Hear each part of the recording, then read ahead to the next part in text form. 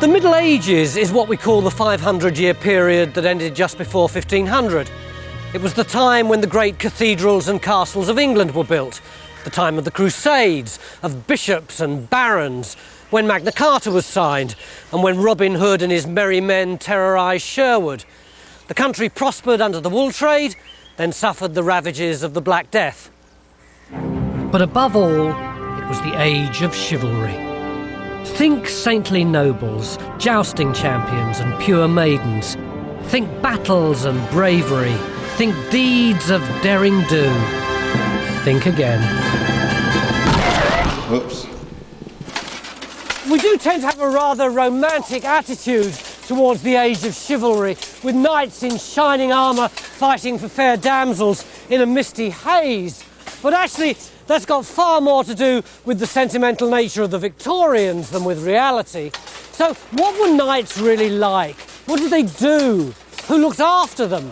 Well, that brings me to my first worst job, because you didn't start off being a knight. You started off on the very lowest rung of the ladder, being an arming squire.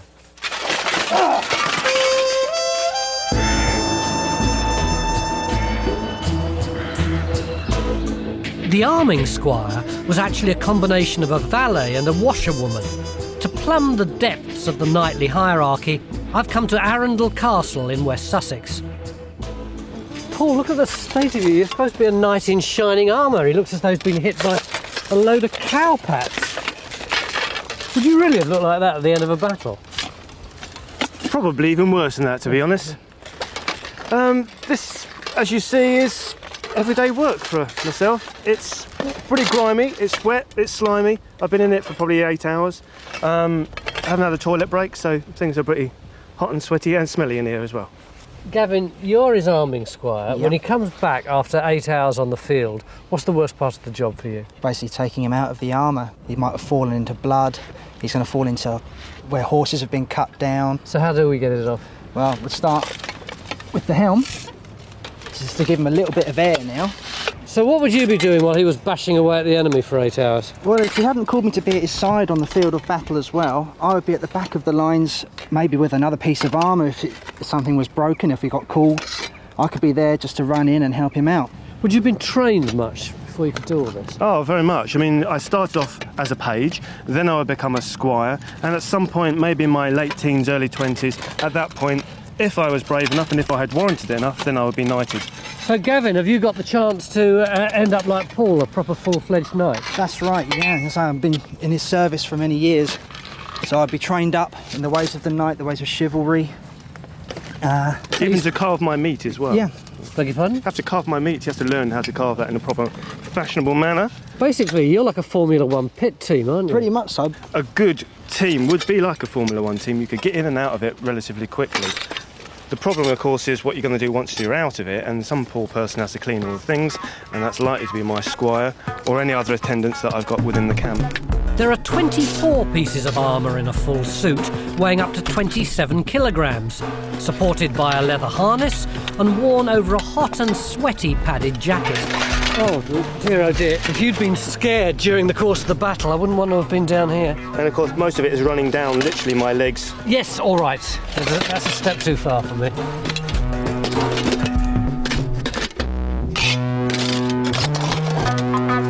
In order to clean up the dirty armour, the arming squire would have used vinegar and sand, like this stuff here.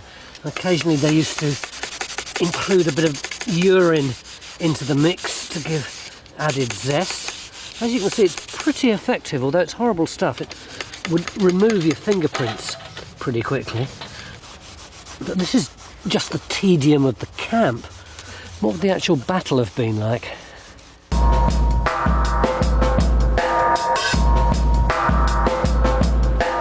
Before you got to clean out the armour, you had to get to the battlefield, and that could be a nightmare. Take the most famous conflict of the Middle Ages, the Battle of Agincourt. Our squire would have marched 260 miles through France in 17 days, living outdoors in almost continuous heavy rain. Food and clean drinking water were scarce. Dysentery killed far more soldiers on the way to Agincourt than died on the battlefield. The English were hopelessly outnumbered. But the heavy rains created a quagmire for the French cavalry in their heavy armour. They became sitting ducks for the English army's mightiest weapon, the longbow. In the end, it was the archers that did it. They won the battle. Their arrows might not have been able to pierce a suit of armour, but they could kill the horses, and they did. They decimated them.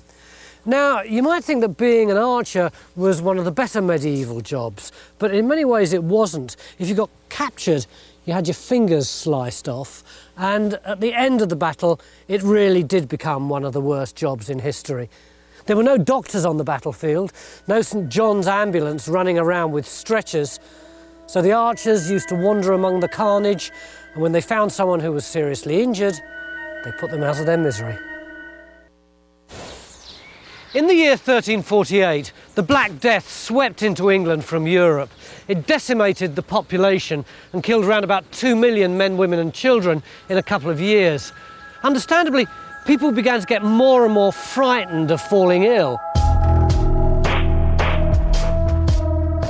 Of course, we know that they were fighting a losing battle against overcrowding and poor sanitation. Remember, in those days, household waste and excrement were just chucked out of the windows into the streets in the towns and in the cities. But most people had no idea that that was the cause of their problems. And instead, in their panic, they began to rely on a whole host of bizarre remedies. And for us, that means lots more worse jobs. Medical theories were sophisticated, but as we now know, hopelessly misguided. Success rates were terribly low, even before the plague. So any career in medieval medicine was bound to be frustrating.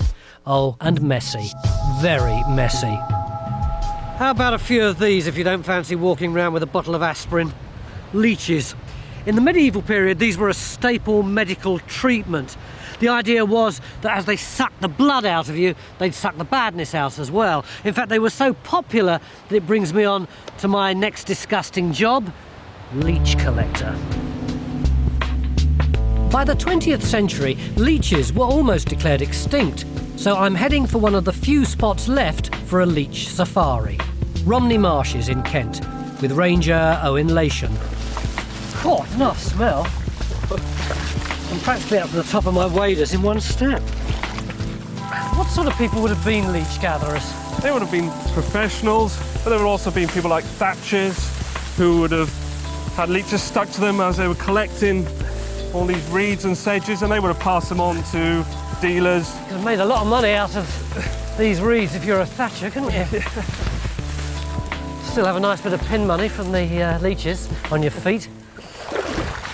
Apparently, if we jiggle around a lot, then the leeches will think that we're cows or sheep or something that have come down to the water's edge to have a drink, and they'll come up from the bottom and attach themselves onto us. Mind you, they wouldn't have had waders in the Middle Ages, would No, they wouldn't, no. They would have had Scottish women in the northern England, Lake District and Yorkshire. They would have gone to some of these good leech areas, and they would have gone in barefoot into these marshy areas looking for leeches.